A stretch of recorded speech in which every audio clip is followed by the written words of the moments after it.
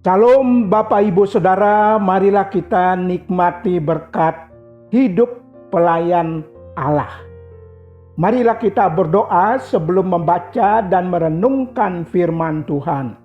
Ya Tuhan, sungguh kami bersyukur Engkau masih memberi kami kesempatan untuk mendengarkan firman-Mu.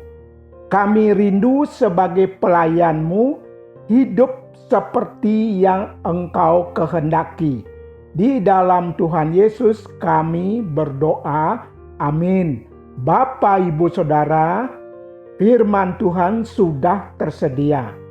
Marilah kita baca dan kita renungkan bersama.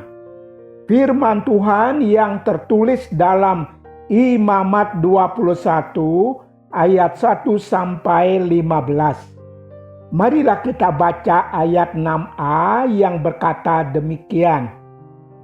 Mereka itu harus kudus bagi Allahnya dan janganlah mereka melanggar kekudusan nama Allahnya.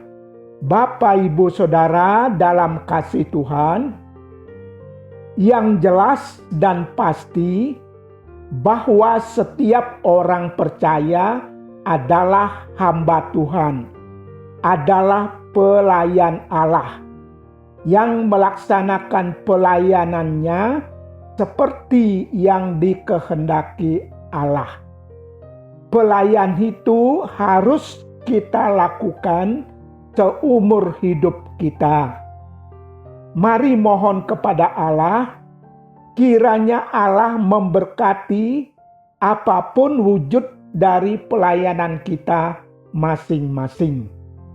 Bapak, Ibu, Saudara, dalam kasih Allah, dari perikop firman Tuhan yang kita baca dan renungkan saat ini, ada hal-hal penting yang perlu kita simak dan hayati bersama. Sesungguhnya seorang imam adalah seorang pelayan Tuhan. Kehidupannya harus sesuai dengan kehendak Allah. Aturan Taurat bagi para imam sebagai pelayan Allah sangatlah ketat. Syarat-syarat dan norma-norma itu adalah sebagai standar yang ditetapkan bagi para pelayan, bagi para pelayan Allah lebih tinggi daripada umat biasa.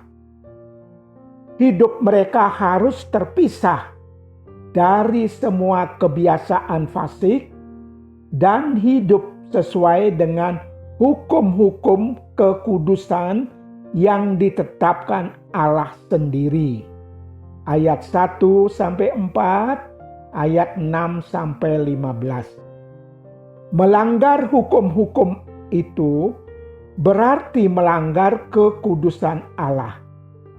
Kehidupan mereka harus menjadi teladan bagi umat Allah. Aturan-aturan yang ditetapkan bukan untuk memberatkan para imam, bagi para pelayan Allah. Standar yang diminta untuk menjadi seorang imam, menjadi seorang pelayan Allah, memang tidak dapat kita penuhi dengan kemampuan manusia kita. Tuhan yang memampukan para imamnya, para pelayannya. Kekudusan hidup para imam, hidup para pelayan Allah hanya karena Allah itu sendiri.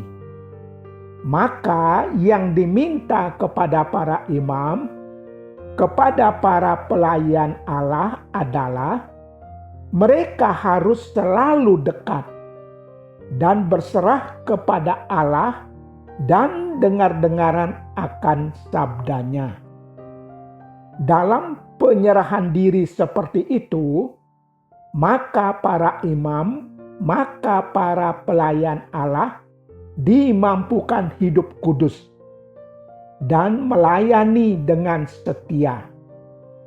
Lebih daripada itu, hidup mereka pun menjadi teladan bagi umat Allah.